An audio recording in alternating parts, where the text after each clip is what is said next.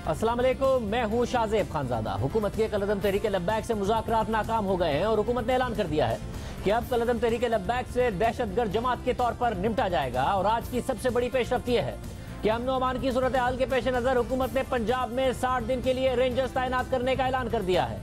आज वफाकी वज़ीर दाखिला शेख रशीद ने ऐलान किया कि तहरीक लब्बैक मिलिटेंट हो गई है। पंजाब में 60 दिन तक रेंजर्स तैनात होगी और पंजाब हुकूमत को इंसदाद दहशतगर्दी एक्ट के सेक्शन 5 के इस्तेमाल का इख्तियार दिया जाता है। मिलिटेंट हो चुके हैं। सादोकी में इन्होंने क्लाशनकोफों से पुलिस पर फायरिंग की, जिसमें 3 जवान हमारे शहीद हो गए, 70 जख्मी हैं। हालात की संजीदगी को देखते हुए मैं कौमी सलामती और लोगों की जानो माल की हिफाजत के लिए आर्टिकल 147 के तहत पंजाब रेंजर्स को पंजाब हुकूमत की दरख्वास्त पर 60 दिन के लिए कराची की तरह पूरे पंजाब में नाफिजुल अमल कर रहा हूँ। एंटी टेररिस्ट एक्ट 1995 का भी 60 दिन के लिए पंजाब हुकूमत को इख्तियार देता हूँ और ये मैं नोटिफिकेशन जारी कर रहा हूँ। लेकिन अभी भी मैं उनसे दरख्वास्त करता हूँ कि वो वापस चले जाएं मस्जिद रहमतुल लिल आलमीन में। अभी भी कोशिश करेंगे। सारी रात मेरा फ़ोन खुला है कि ये वापस चले जाएं। मैं अपने वादे पे कायम हूँ। 60 दिन तक पंजाब हुकूमत सूबे में जहां चाहे वहां रेंजर्स तैनात कर सकती है और इंसदाद दहशतगर्दी एक्ट के सेक्शन 5 के तहत पुलिस या फौज का कोई रुकन जो किसी भी जगह तैनात हुआ हो वो वार्निंग देने के बाद दहशतगर्दी के वाकयात को रोकने के लिए जरूरी ताकत का इस्तेमाल कर सकता है। ये एक बहुत बड़ा ऐलान है जो आज हुकूमत की तरफ से किया गया है। साथ ही वफाकी वज़ीर दाखिला शेख रशीद का मजीद कहना था कि फ्रांस का सफीर मुल्क में है ही नहीं और इनका एजेंडा कुछ और है। शेख रशीद ने तहरीक लब्बैक के हामियों को पैगाम दिया कि मुझे डर है कि इस कलअदम जमात को आलमी दहशतगर्द जमात करार न दे दिया जाए। हम फ्रांस एम्बेसी को ना बंद कर सकते हैं और उसका एम्बेसडर यहाँ है ही नहीं है। मैं लाइव कह रहा हूँ सारी दुनिया के सामने। वो कहते हैं हम गूगल से देखते हैं, मुझे तो आता नहीं गूगल से कैसे देखते हैं। मैंने एज ए इंटीरियर मिनिस्टर उनको कहा है कि फ्रांस का एम्बेसडर पाकिस्तान में नहीं है, लेकिन इससे साबित हुआ कि उनका एजेंडा कुछ और है। मुझे डर है कि ये ऑर्गेनाइजेशन जो है जिसे अभी हमने कालअदम करार दिया है, ये जो लोग देख रहे हैं उनके, वो समझने की कोशिश करें कि ये ना हो कि उन पर इंटरनेशनल पाबंदी लग जाए और वो दहशतगर्दों की आलमी तंजीम में आ जाएं और फिर इनके लोग जो हैं उनके केसेस हमारे बस में नहीं होंगे। अब हालात देखें, वो जाहिर है अब जो हालात ऐसे ही हैं तो उस तरफ भी जाना पड़ेगा। शेख रशीद की प्रेस कॉन्फ्रेंस के बाद आईजी पंजाब ने प्रेस कॉन्फ्रेंस करते हुए कहा कि इस कलअदम तंजीम ने पुलिस एहलकारों पर हमले किए और पहली बार नहीं किए। कलअदम तहरीक लब्बैक के एहलकारों ने सीधी गोलियां चलाकर 4 पुलिस एहलकारों को शहीद किया।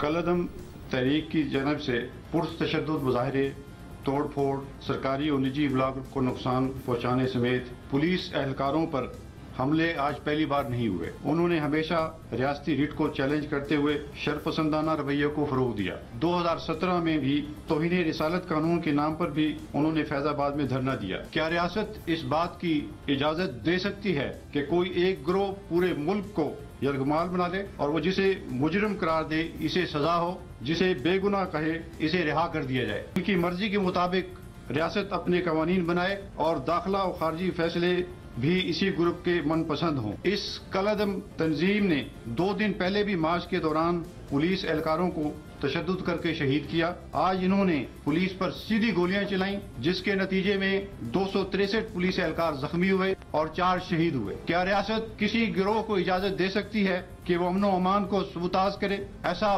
नहीं होगा। नहीं होगा। सिर्फ यही नहीं, आज ये पूरा मामला काबीना में ज़ेर बहस रहा। वज़ीर आज़म को मुख्तलिफ मामलात पर ब्रीफिंग दी गई और काबीना इजलास के बाद वफाकी वज़ीर इत्तलात फवाद चौधरी ने एक जारहाना पोजीशन लेते हुए वाज़ेह किया कि तहरीक लब्बैक एक मिलिटेंट ग्रुप है, रियासत की रिट को चैलेंज नहीं किया जा सकता। हमने अलकायदा जैसी दहशतगर्द जमात को शिकस्त दी है। कलअदम तहरीक लब्बैक की कोई हैसियत नहीं। तहरीक लब्बैक पाकिस्तान जो कलअदम जमात है और एक अस्करियत पसंद जमात है, मिलिटेंट ग्रुप है, कोई मजहबी पार्टी नहीं है, ये एक मिलिटेंट ग्रुप है। इन्होंने एक वतीरा बना लिया है कि ये कोई ना कोई बहाना बना के बाहर निकलते हैं और सड़कें ब्लॉक कर देते हैं। इसको हम कतई बर्दाश्त नहीं करेंगे कि कोई रियासत की रिट को चैलेंज करे। ये लोगों को जिनको गलत फहमी है, पाकिस्तान की रियासत ने अलकायदा जैसी बड़ी टेररिस्ट ऑर्गेनाइजेशन को शिकस्त दी है। हमने बड़ी बड़ी टेररिस्ट ऑर्गेनाइजेशंस को यहाँ पे धूल चटाई है। कोई रियासत पाकिस्तान को कमजोर समझने की गलती ना करे। ये जो तंजीम है इसकी कोई हैसियत नहीं है, किसी माई के लाल की जुर्रत नहीं है कि वो पाकिस्तान की रियासत को ब्लैकमेल करे। 3 पुलिस वाले शहीद हो चुके हैं 2 दिनों में। अभी भी कुछ देर पहले 27 क्लाशनकोव बरदार जो हैं वो सादोगी में जो है वो इस तहरीक में शामिल रहे। वाज़ेह पॉलिसी डिसीजन लिया गया है और वो डिसीजन यही है कि ये जो अब कालदम तहरीक लब्बैक है इसको मिलिटेंट पार्टी के तौर पर ट्रीट किया जाएगा और इस तहरीक को हम इंशाअल्लाह ताला जिस तरह से बाकी टेररिस्ट ऑर्गेनाइजेशंस का खात्मा हुआ है, आप देखेंगे कि इनका भी अब आगे मामला जो है उनको उसी तरीके से ट्रीट किया जाएगा। एक तरफ वफाकी वजीर दाखिला और वजीर इतलात ये दो टोक मौक़िफ़ दे रहे हैं और दूसरी तरफ सेनेटर फैसल वाउडा कह रहे हैं कि उस वक्त के वजीर दाखिला एजाज शाह और वफाकी वजीर मजहबी उमूर पीर नूरुल हक कादरी ने तहरीक लब्बैक से जो नवंबर 2020 में मुआहिदा किया था, जिस मुआहिदे में लिखा गया कि हुकूमत फ्रांस के सफीर को 2 से 3 माह के अंदर पार्लियामेंट से कानून साजी के जरिए मुल्क बदर करेगी, वजीर आजम को उसके बारे में बताया ही नहीं गया था। यानी जो मामला पार्लियामेंट में लाया भी गया, मुआहिदा भी हो गया, आज बताया जा रहा है कि वजीर आजम को उसके बारे में पता ही नहीं था। वजीर आजम की काबीना के 2 वुज़रा ने दस्तखत कर दिए, बाद में हुकूमत खुद पार्लियामेंट में ये मामला लेकर भी आई, करारदाद भी लेकर आई और आज बताया जा रहा है कि वजीर आजम को इस बारे में पता ही नहीं था। फवाद चौधरी ने भी आज मजीद कहा कि हम तहरीक लब्बैक को सियासी जमात के तौर पर ट्रीट नहीं करेंगे। साथ ही तहरीक लब्बैक को इलेक्शन लड़ने की इजाजत देने और रजिस्टर करने पर फवाद चौधरी ने इलेक्शन कमीशन और अदलिया पर सवालात उठाए, लेकिन ये भी तस्लीम किया कि उन्होंने अब तक सुप्रीम कोर्ट में इस हवाले से कोई रेफरेंस नहीं भेजा। इनको हम कतई तौर के ऊपर अब एक सियासी जमात के तौर पर ट्रीट नहीं करेंगे और बाकी इदारों को भी मैं समझता हूँ अपनी जिम्मेदारी अदा करनी चाहिए। यहाँ पे इलेक्शन लड़ने की इजाज़त इलेक्शन कमीशन की तरफ से अभी तक उनको दी गई है। उसके ऊपर अदालतों का जो मामला है, तमाम जो हमारे इदारे हैं उनका ये फ़र्ज़ है कि वो अपना अपना किरदार अदा करें। हमने एंटी टेररिज्म एक्ट के तहत उसको कालअदम करार दे दिया। जो पॉलिटिकल पार्टी के तौर पे कालअदम करार देना है वो हमारा इख्तियार नहीं है, वो सुप्रीम कोर्ट का इख्तियार है। हमने सुप्रीम कोर्ट को रेफरेंस भेजना था। रेफरेंस अटॉर्नी जनरल साहब के ऑफिस में जो है वो उसकी तैयारी जो है वो हो रही है और उसमें जो तमाम एविडेंस है इनकी और अभी वाली भी, ये भी सारी एविडेंस मिलकर ये सुप्रीम कोर्ट को वो रेफरेंस फाइल कर देंगे। But to be fair with, मैं समझता हूँ कि रेफरेंस और नो रेफरेंस इदारों को अपना रोल खुद अदा करना चाहिए। यानी हुकूमत अपने मामलात की सुस्ती का मलबा भी दूसरे इदारों पर डाल रही है, क्योंकि हुकूमत ने 6 माह पहले यानी अप्रैल को तहरीक लब्बैक को कलअदम करार दिया था और वाज़ेह किया था कि जमात को तहलील करने के लिए सुप्रीम कोर्ट में रेफरेंस भेजा जाएगा। अब हम रेजोल्यूशन की तरफ भी जा रहे हैं। एक काम हमने कर दिया है, प्रोक्रिप्शन का आज नोटिफिकेशन अभी जारी हो जाएगा, फिर कल हम इस TLP को डिसॉल्यूशन के लिए सुप्रीम कोर्ट में रेफरेंस दाखिल करने के लिए कैबिनेट को दोबारा भेजेंगे। कार्रवाई होगी, कोई रियायत नहीं होगी, किसी को नहीं छोड़ा जाएगा, कोई रियायत नहीं होगी। फैसले अदालतों पे होंगे, जो कानून को हाथ में लेगा कानून उसको हाथ में लेगा। मगर इसके बाद हुकूमत ने कोई फैसला नहीं किया, ना रेफरेंस भेजा, ना इस हवाले से कोई पेशरफ्त सामने आई, जबकि आज जाकर फवाद चौधरी ने दावा किया कि रेफरेंस की तैयारी चल रही है। यानी 6 माह बाद भी रेफरेंस नहीं भेजा गया और हुकूमत इदारों पर सवाल उठा रही है। आज फवाद चौधरी ने वाज़ेह किया कि तहरीक लब्बैक को सियासी जमात के तौर पर ट्रीट नहीं करेंगे, दहशतगर्दों की तरह निपटा जाएगा। जबकि 3 दिन पहले वफाकी वज़ीर दाखिला शेख रशीद कह रहे थे कि कलअदम तहरीक लब्बैक पंजाब की तीसरी बड़ी पार्टी है, हमने उस पर पाबंदी आयद नहीं की, वो इलेक्शन लड़ सकते हैं, रियासत का काम डंडा चलाना नहीं है। ये तय पाया है कि हम मंगल तक, बुध तक हम इनके केसेस जो हैं वो वापस भी लेंगे, शेड्यूल 4 को भी देखेंगे, क्योंकि हमने उनको बैन नहीं किया हुआ। इलेक्शन वो लड़ रहे हैं, हर जगह अपने निशान पे लड़ रहे हैं, तो ना हमने इधर किया हुआ है ना उधर किया हुआ है, हम सुप्रीम कोर्ट में नहीं गए।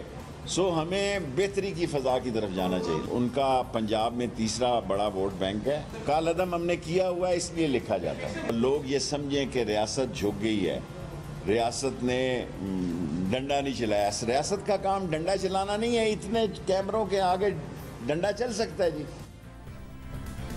साफ नजर आ रहा है इस पूरे मामले पर हुकूमत की जानिब से कंफ्यूजन रही है। शेख रशीद साहब ने अप्रैल में खुद पाबंदी लगाने का ऐलान किया था, फिर वो कह रहे हैं कि इस जमात पर पाबंदी नहीं है। 14 अप्रैल को जब पाबंदी लगाई गई तो वज़ीर दाखिला का क्या कहना था, आपको सुनवा। एंटी टेररिज्म एक्ट के तहत तहरीक लब्बैक पाकिस्तान पर पाबंदी लगाने का फैसला किया गया और ये समरी पंजाब हुकूमत की सिफारिश के बाद अभी काबीना को भेजी जा रही है। थानों पे हमले हुए हैं, पुलिस को अगवा किया गया है और नहते पुलिस वालों को चौकों में पकड़ के मोटरसाइकिलों से उतार के मारा गया है। आपने एम्बुलेंसेस रोकी हैं, मैंने जो पंजाब से पास होकर करारदाद आई उसको अप्रूव करके कैबिनेट में तहरीके तालिबान पर पाबंदी लगाने की समरी भेज दी। तहरीके लब्बैक एक ही मुंह से निकल गया। अहम बात यह है कि ना सिर्फ पाबंदी लगाई थी बल्कि वजारत दाखिला ने जो नोटिफिकेशन जारी किया था उसमें जमात पर बाकायदा दहशतगर्दी के इल्जामात लगाए गए थे और ये 15 अप्रैल को हुआ था। यानी अगर आज हुकूमत कह रही है कि मिलिटेंट ऑर्गेनाइजेशन हो गई है तो ये पहली दफा नहीं है। 15 अप्रैल को जारी होने वाले हुकूमती नोटिफिकेशन के मुताबिक वफाकी हुकूमत के पास रीजनेबल ग्राउंड्स मौजूद हैं कि तहरीक लब्बैक दहशतगर्दी में मशगूल रही है और ऐसे अंदाज में काम करती रही है जो मुल्क के अमन और सिक्योरिटी के लिए नुकसानदेह हैं। तहरीक लब्बैक लोगों को खौफजदा करके मुल्क में इंतशार पैदा करने में मुलविस रही, इंसानी जानों को नुकसान पहुंचाया, कानून नाफिज करने वाले एहलकारों को जख्मी किया, उन्हें जान से मारा, सिविलियंस और हुकूमती ओहदेदारों पर हमला आवर हुई, बड़े पैमाने पर रुकावटें पैदा की, धमकियां दी, गालियां दी, नफरत की तशहीर की, तोड़ फोड़ करके हुकूमती और अवामी इमलाक को नुकसान पहुंचाया गया, उन्हें लूटा गया, आग लगाई गई, अस्पतालों में जरूरी सप्लाईज को ब्लॉक किया गया, लोगों को डराया धमकाया गया, हुकूमत को खौफ दिलाने की कोशिश की गई और मुआशरे में एक खौफ का आलम और अदम तहफ़्फ़ुज़ की कैफियत पैदा की गई। इसलिए इंसदाद दहशतगर्दी एक्ट के सेक्शन 11B के तहत वफाकी हुकूमत तहरीक लब्बैक को एक कलदम जमात की हैसियत से फर्स्ट शेड्यूल में डालती है और इस नोटिफिकेशन को भी अब 6 माह हो गए हैं और 6 माह बाद हुकूमत ने कोई इक़दाम नहीं किए और फिर हालिया मुजाहिरों के बाद हुकूमत अपने ही नोटिफिकेशन के मुताबिक एक कलदम जमात से मुज़ाकरात करती रही। लेकिन हुकूमत का दावा है कि आज हतमी फैसला कर लिया गया है कि हुकूमत इस जमात को तहलील करने के लिए रेफरेंस भी दायर करेगी और इस जमात के साथ वही रवैया अख्तियार किया जाएगा जो किसी दहशतगर्द जमात के साथ किया जाता है। मगर कल तक शेख रशीद का दावा था कि फ्रांसीसी सफीर के अलावा तहरीक लब्बैक के तमाम मुतालबात मान लिए हैं। यानी हुकूमत कल तक बज़ाहिर करदम तहरीक लब्बैक के सरबराह साद रिजवी की रिहाई तक के लिए भी तैयार थी। इस मीटिंग में भी chief of army staff Bajwa साहब, DGI जनरल फैज साहब सारे मौजूद थे। हमने जो TLP के साथ बात की थी उसमें सारी बातों पर रजामंदी है सवाए एक फ्रांस एम्बेसी के मसले पर। मैं आपको पहले कह चुका हूँ पाकिस्तान की अफवाज, पाकिस्तान के अदारे और पाकिस्तान की जमहूरी हुकूमत एक पेज पर है और उस पेज पर यह फैसला हुआ है कि फ्रांस की एम्बेसी का मसला जो है उसके अलावा तमाम मसले ठीक हैं। सो इस मसले पर हमारी मजबूरी है कि हम किसी एम्बेसी को बंद करने या उसके एम्बेसडर को निकालने की पोजीशन में नहीं। मैं कहता हूं कि हमारी देखें साद हुसैन, मैं तो उससे बड़े पैमाने पे बात कर रहा हूं। एक मसला जो उनका टॉप डिमांड है उससे वो पीछे हट जाए, बाकी सारे मसले हमने एक्सेप्ट किए हैं।